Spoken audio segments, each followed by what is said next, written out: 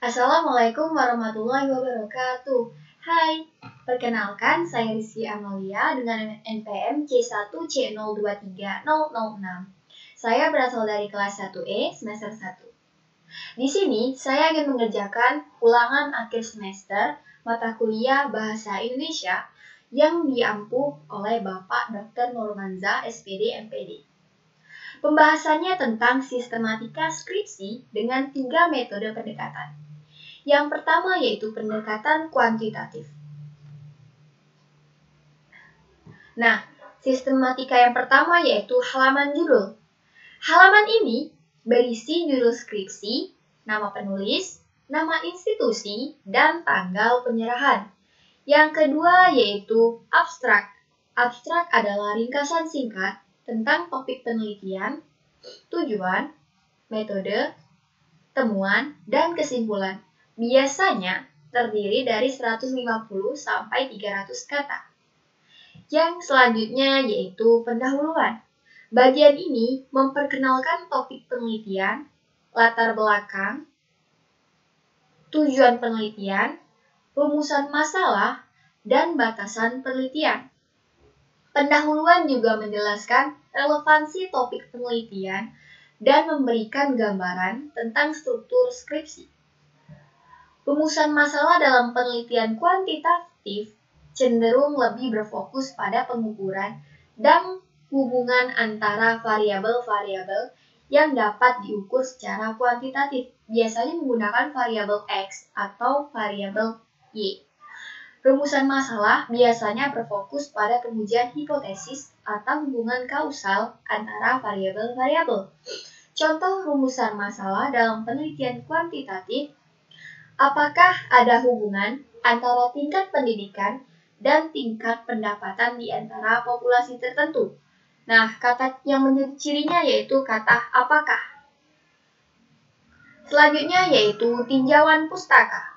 Tinjauan pustaka menyajikan teori dan penelitian terkait yang telah dilakukan sebelumnya. Ini membantu membangun landasan teoritis untuk penelitian yang akan kita teliti. Tinjauan pustaka juga mengidentifikasi celah penelitian yang dapat diisi oleh penelitian yang akan kita teliti. Selanjutnya yaitu metode penelitian. Bagian ini menjelaskan desain penelitian yang digunakan. Nah, kalau dalam metode kuantitatif, populasi dan sampel penelitian, instrumen pengumpulan data, teknik analisa data, dan prosedur penelitian yang diikuti. Metode penelitian harus dijelaskan secara rinci agar peneliti lain dapat mengulangi penelitian Anda. Yang selanjutnya yaitu hasil penelitian. Bagian ini menyajikan temuan penelitian berdasarkan analisis data kuantitatif. Ini dapat berupa tabel, grafik, atau angka-angka yang relevan. Hasil penelitian harus disajikan dengan jelas dan terorganisir agar pembaca dapat memahaminya dengan mudah. Yang selanjutnya yaitu pembahasan. Bagian ini menganalisis dan menginterpretasikan hasil penelitian, membandingkannya dengan penelitian sebelumnya, dan menjawab rumusan masalah yang diajukan dalam pendahuluan. Pembahasan juga mencakup interpretasi, statistik, analisis temuan, dan penjelasan tentang implikasi hasil penelitian. Yang selanjutnya yaitu kesimpulan. Bagian ini menyimpulkan temuan penelitian, memberikan implikasi praktis dan teoritis, serta saran untuk penelitian selanjutnya. Kesimpulan harus mencerminkan tujuan penelitian dan menjawab rumusan masalah yang diajukan dalam pendahuluan. Selanjutnya yaitu daftar pustaka. Daftar pustaka merupakan daftar semua sumber yang digunakan dalam penelitian, termasuk buku, jurnal, artikel, dan sumber lainnya yang dikutip dalam skripsi. Daftar pustaka harus disusun sesuai dengan format yang ditentukan oleh institusi atau gaya penulisan yang digunakan. Biasanya menggunakan format apa? Yang selanjutnya yaitu lampiran. Lampiran berisi instrumen penelitian, data tambahan, atau dokumen pendukung lainnya yang relevan dengan penelitian. Lampiran membantu membaca yang tertarik untuk melihat detail lebih lanjut tentang penelitian Anda.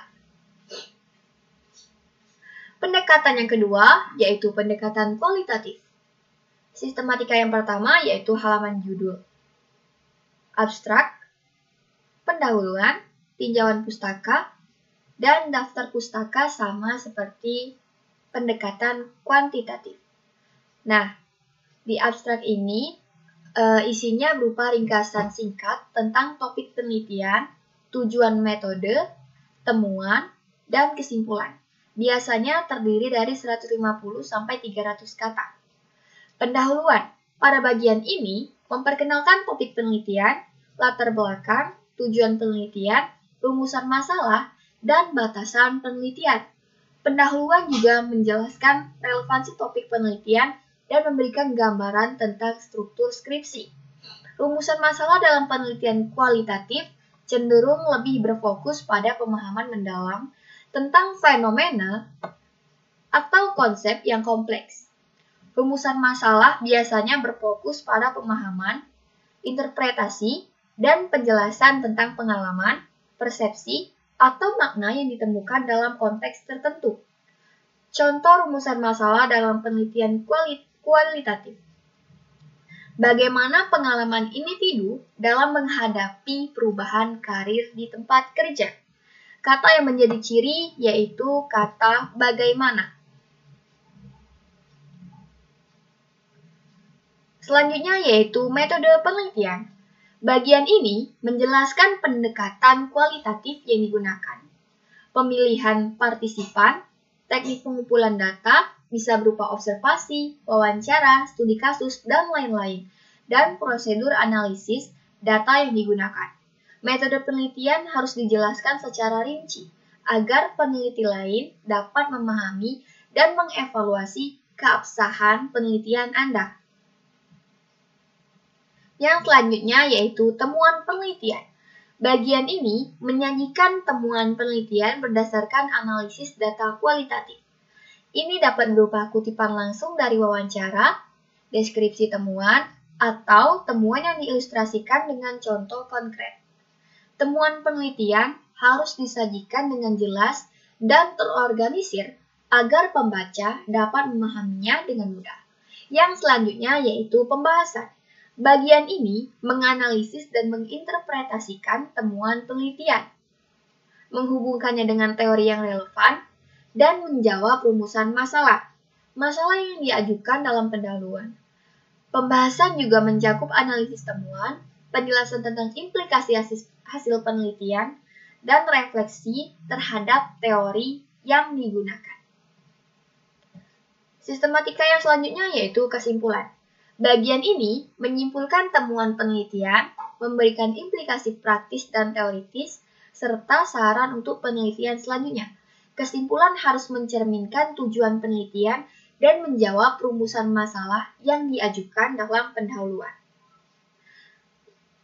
Nah, sistematika yang terakhir itu yaitu daftar pustaka dan lampiran, sama seperti pada pendekatan kuantitatif. Nah, pendekatan yang ketiga yaitu pendekatan campuran. Pendekatan campuran yaitu menggabungkan elemen-elemen dari pendekatan kuantitatif dan kualitatif. Struktur skripsi dengan pendekatan campuran dapat mencakup beberapa bagian yang sama dengan pendekatan kuantitatif dan kualitatif, seperti halaman judul, abstrak, pendahuluan, tinjauan pustaka, metode penelitian, hasil penelitian, pembahasan, kesimpulan, daftar pustaka, dan lampiran. Rumusan masalah dalam penelitian campuran mencoba menggabungkan elemen-elemen kuantitatif dan kualitatif dalam satu penelitian. Rumusan masalah biasanya berfokus pada penggalian pemahaman mendalam tentang fenomena dengan menggunakan pendekatan kuantitatif dan kualitatif secara bersamaan. Contoh rumusan masalah dalam penelitian campuran yaitu bagaimana penggunaan media sosial. Nah, ini merupakan variabel kuantitatifnya karena dicirikan dengan kata bagaimana. Mempengaruhi interaksi sosial dan pembentukan identitas diri pada remaja. Nah, ini merupakan variabel kualitatifnya. Namun, dalam pendekatan campuran, metode penelitian akan mencakup baik metode kuantitatif maupun kualitatif. Misalnya, penelitian dapat menggunakan survei untuk mengumpulkan data kuantitatif dan wawancara untuk mengumpulkan data kualitatif. Hasil penelitian akan mencakup analisis data kuantitatif dan kualitatif, serta pembahasan yang mengintegrasikan temuan dari kedua jenis data tersebut. Pendekatan campuran memberikan keuntungan untuk memperoleh pemahaman yang lebih komprehensif tentang topik penelitian. Dengan menggabungkan kekuatan dari kedua pendekatan tersebut, struktur skripsi dengan pendekatan campuran harus disesuaikan dengan metode penelitian yang digunakan dan mengikuti prinsip-prinsip penelitian yang berlaku. Nah, itu tadi penjelasan tentang sistematika skripsi dengan 3 metode pendekatan. Sekian materi yang dapat saya sampaikan. Saya akhiri. Wassalamualaikum warahmatullahi wabarakatuh.